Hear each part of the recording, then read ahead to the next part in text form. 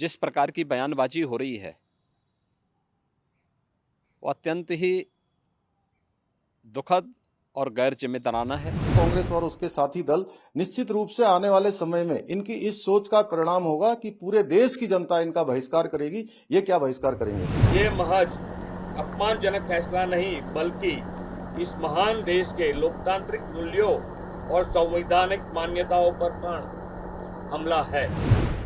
स्वतंत्र भारत के इतिहास में 28 मई की तिथि एक गौरवशाली अतिथि के रूप में दर्ज होने जा रही है, जब देश के यशस्वी प्रधानमंत्री जी के द्वारा भारत के लोकतंत्र की प्रतीक भारतवासियों को नई संसद भेंट की जाएगी। यह एक ऐतिहासिक अवसर होगा। इस ऐतिहासिक अवसर को गरिमामय और गौरवशाली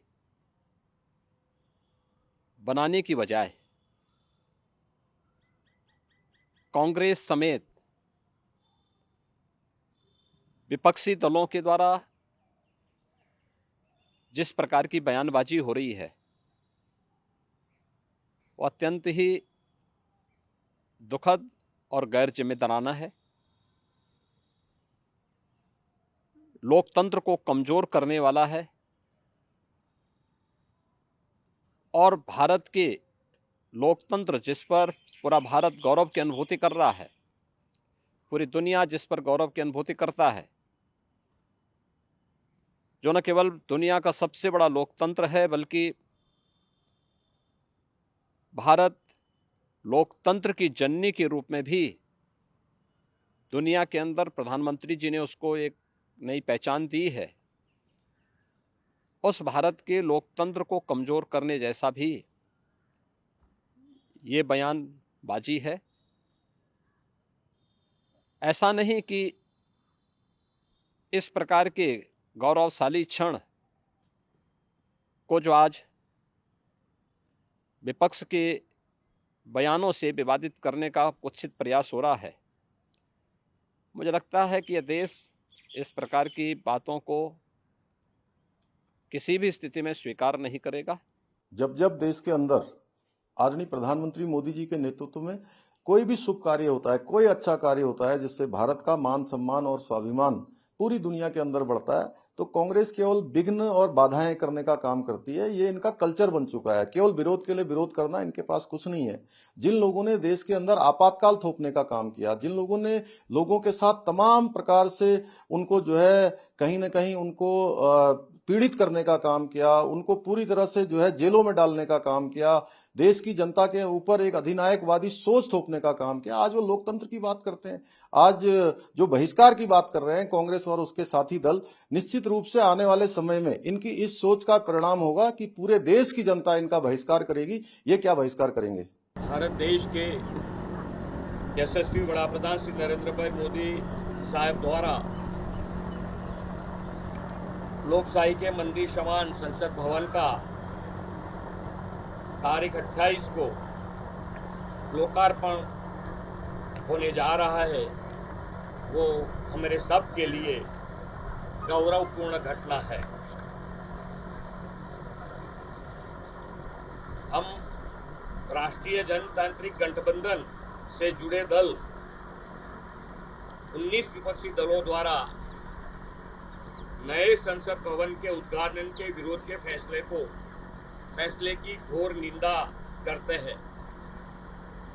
सर्वविदित है कि 28 मई रविवार को नए संसद भवन का उद्घाटन होना तय हुआ है। ये महज अपमानजनक फैसला नहीं बल्कि इस महान देश के लोकतांत्रिक मूल्यों और संवैधानिक मान्यताओं पर हमला है। लोकतंत्र में सांसद एक पवित्र संस्था है। लोकतंत्र के दिल की जीवंत धड़कन यही देश के उन नीतियों पर फैसला होता है जिससे लोगों के जीवन में बदलाव आता है। मूल्य की नियति बदलती है, मुल्क की नियत बदलती है, ऐसी महान संस्था के प्रति विपक्षी दलों द्वारा यह अनादर और अपमान महज बौद्धिक दिवालियापन नहीं है, बल्कि लोकतांत्रिक मूल्य की मूल आत्मा और मर्यादा का कुठाराघात है।